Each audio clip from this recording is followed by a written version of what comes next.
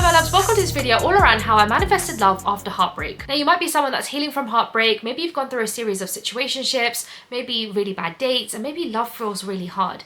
And maybe you might even be questioning whether love is even possible for you. But I want you to know that love is available to everyone and it's definitely going to be available to you too. And trust me, I know what it's like because I've been where you are. I was worried, I was frustrated, nothing seemed to be working. And I would actually stay up at night wondering what was going to happen next because it felt like everything else in my life was okay, but dating was just so difficult. But I want you to know that today my story is completely different. Now I'm married to the most amazing, incredible person, and I'm in the best relationship of my life.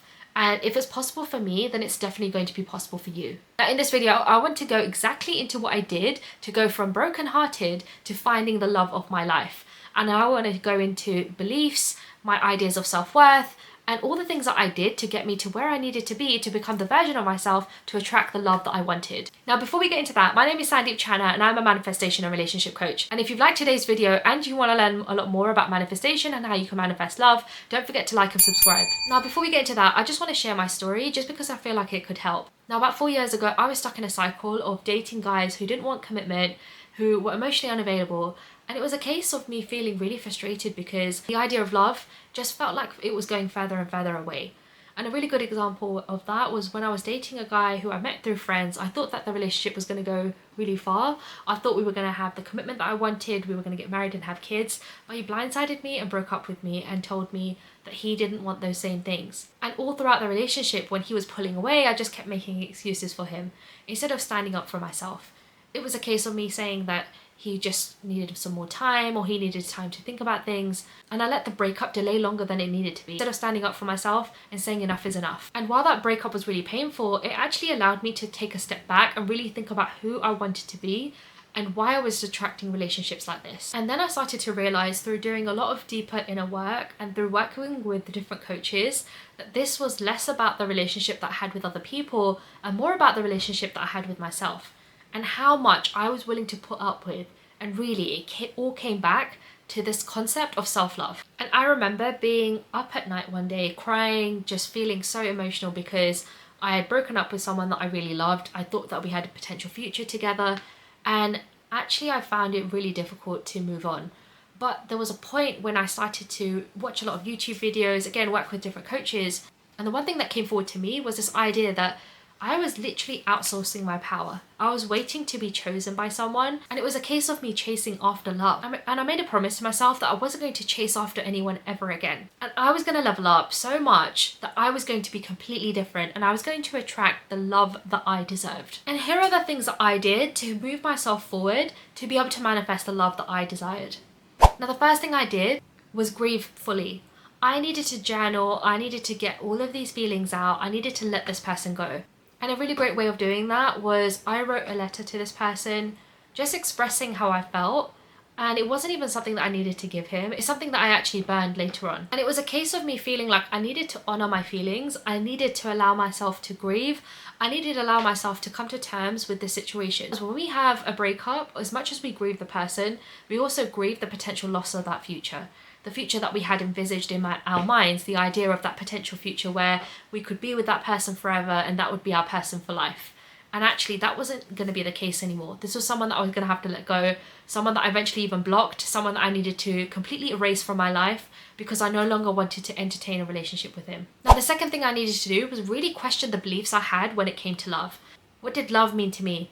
And what had it meant up until now? Now, especially when it came to dating, love meant being abandoned, love meant being hurt, love felt hard. It felt like I had to chase after someone to get the love that I desired. And sometimes some of those beliefs even transcended into my dating life. So it was a case of there are no good men out there, dating apps are really difficult, but I needed to rewrite those beliefs. And I needed to have the belief that the person that I wanted was out there looking for me too. And that's when I started to rewrite my beliefs.